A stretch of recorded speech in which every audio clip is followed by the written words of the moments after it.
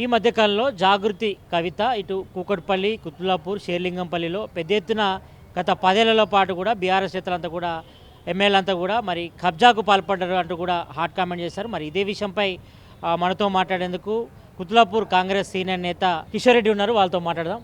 అనే చెప్పండి, ఇట్లా కొన్ని రోజుల క్రితమే ఇటు కవిత కూడా కొన్ని కామెంట్ చేసింది. ఇటు కుత్బుల్లాపూర్లో కూడా పెద్ద ఎత్తున కూడా ఎమ్మెల్యే వివేకానంద గౌడ్ కూడా కబ్జా చేసినట్టు కూడా ఒక ఆరోపణలు వచ్చాయి. మీరు అక్కడ కాంగ్రెస్ సీనియర్ నేతగా ఉన్నారు. అక్కడ ఏంటి అసలు గత 2 పదేళ్ల పాటు ఏం జరిగింది అక్కడ? కుత్బుల్లాపూర్ నియోజకవర్గంలో గతంలో మీరు చూసినట్టయితే 10 సంవత్సరాలు మన కేపీ వివేకానంద గారు టీఆర్ఎస్ పీరియడ్లో ఉండే. ఆ 10 సంవత్సరాల హయాంలో ఆయనకు సంబంధించినటువంటి ప్రధాన అనుచరులందరూ కూడా కుత్బుల్లాపూర్ నియోజకవర్గంలో ఉన్న గవర్నమెంట్ స్థలాలన్నింటినీ కూడా చిన్న చిన్న ప్లాట్లుగా చేసి చేయడం జరిగింది.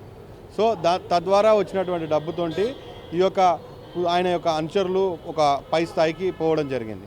సో ఈ విషయం అంతా కూడా కవిత గారికి గతంలో 10 సంవత్సరాలు ఆమె అధికారంలో ఆమె కూడా ఒక భాగంగా ఉండే కాబట్టి ఈ విషయాలన్నింటిలో కూడా కవితకు తెలుసు కాబట్టి కవిత ఊరుకుకే వచ్చి కుత్బుల్లాపూర్ నియోజకవర్గంలో ఇవి అవుతున్నాయి అవి అవుతున్నాయి అని చెప్పి చెప్తుంది. కవిత వీళ్ళిద్దరిని కూడా తమ్ముళ్ళలాగా భావిస్తుంది. సో ఈ షంబీపూర్ రాజు గారిని, కేపీ వివేకానంద గారిని ఇద్దరు కూడా తమ్ముళ్ళలాగా భావిస్తుంది. సో ఆమె వాట ఆమెకు కావాలని చెప్పి ఈరోజు ఆమెకు ఖర్చులకు ఉంటాయి కదా, ఖర్చుల కోసం అని చెప్పి తిరుగుతుంది. ఈ కుత్బుల్లాపూర్ నియోజకవర్గంలో అనేకమైనటువంటి అవకతవకలు జరిగినాయని చెప్పి ఆమె కూడా భావిస్తుంది. కాబట్టి కుత్బుల్లాపూర్ నియోజకవర్గంలో పర్యటన చేసుకుంటూ వాళ్ళను బ్లాక్మెయిల్ చేసేటటువంటి ప్రయత్నం చేస్తుంది. ఇప్పుడు 3 సార్లు కూడా అక్కడ ఎమ్మెల్యే వివేకానంద గారు ఉన్నారు. ఆయనపై ఆరోపణలు వచ్చాయి, ఇటు భూ కబ్జాలకు పాల్పడుతున్నాడు కూడా. మీ దగ్గర ఎలాంటి ఆధారాలు ఆయన భూ కబ్జాలకు పాల్పడుతున్న ఆధారాలు ఏమైనా ఉన్నాయా మీ దగ్గర?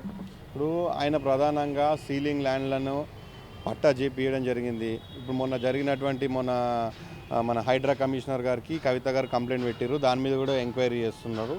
అది ఇంకోటి హెచ్ఎండి భూములకు సంబంధించి హెచ్ఎండి కానుకొని గవర్నమెంట్ భూమిని కబ్జా చేసుకొని కొన్ని చిన్న చిన్న ప్లాట్లు చేసి అమ్మించిన దాంట్లో ఆయన కాదు కానీ ఆయన ప్రధాన అనుచరులు ఉన్నారని చెప్పి అదొకటి. అంతేకాకుండా ఇంకా జగదిర్గుట్ట, గాల్జూర్ రామారం, అదేవిధంగా డుండిగల్, అదేవిధంగా పోచంపల్లి ఈ గ్రామాలలో కొన్ని అసైన్మెంట్ భూములకు సంబంధించి కొన్ని పట్టాల ఇష్యూలో ఆయన పాత్ర ఉందని అంటారు. ఆయనది ఉందా, అలా అనుచరులది ఉన్నదా అనేది మనం తీస్తే తెలుస్తుంది. దానికి తోడు మొన్న సబ్ రిజిస్టర్ అరెస్ట్ అయింది. కుత్బుల్లాపూర్ సబ్ రిజిస్టర్ మొన్న రీసెంట్గా అరెస్ట్ అయింది.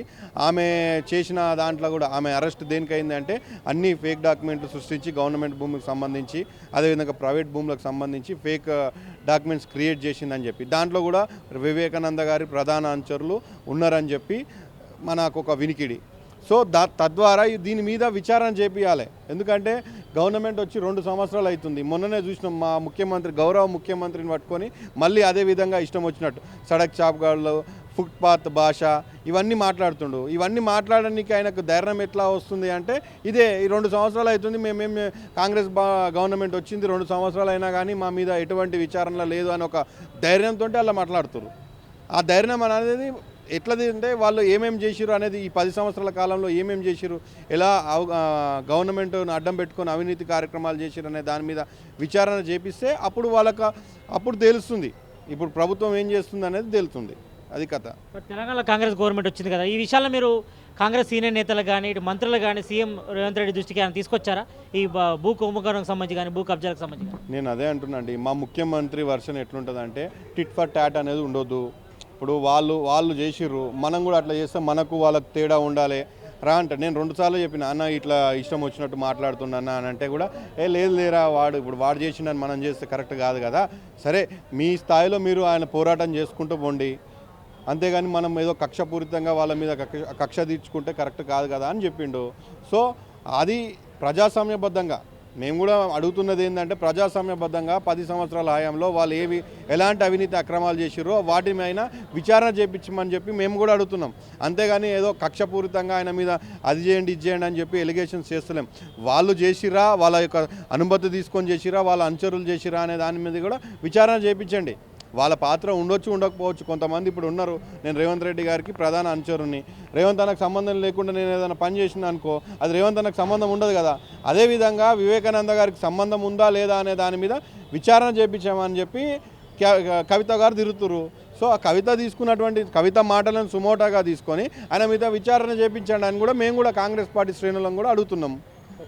మొత్తానికైతే ఇటు కుతులాపూర్ ఎమ్మెల్యే ఇటు వివేకానంద గౌడ్ చేసినటువంటి అంటే గత 10 ఏళ్ల పాటు కూడా మరి పెద్ద ఎత్తున కుతులాపూర్ నియోజకవర్గంలో మరి భూ కబ్జాలకు పాల్పడ్డారు. మరి వాటిపై కూడా ఇప్పటికే ఇటు కవిత ఆరోపణలు చేసింది కాబట్టి మరి కవిత మాట్లాడిన విషయాలను కూడా సుమోటోగా తీసుకొని మరి కుతులాపూర్ ఎమ్మెల్యే వివేకానంద గౌడ్పై కూడా మరి విచారణ చేపట్టాలని కూడా కాంగ్రెస్ సీనియర్ నేత కిషోర్ రెడ్డి చెప్తున్నారు. కెమెరా బ్యాట్ అశోక్తో సతీష్ RTV హైదరాబాద్. చరిత్ర సృష్టించినోడు ఇప్పుడు ఆ చరిత్రని తిరగరాయబోతున్నాడు. అబద్ధాల గోడల్ని బద్దలు కొట్టి నిజాలను రాగా మీ ముందుంచబోతున్నాడు. నిజమైన వార్తల కోసం వెంటనే డౌన్లోడ్ చేసుకోండి రా యాప్ని.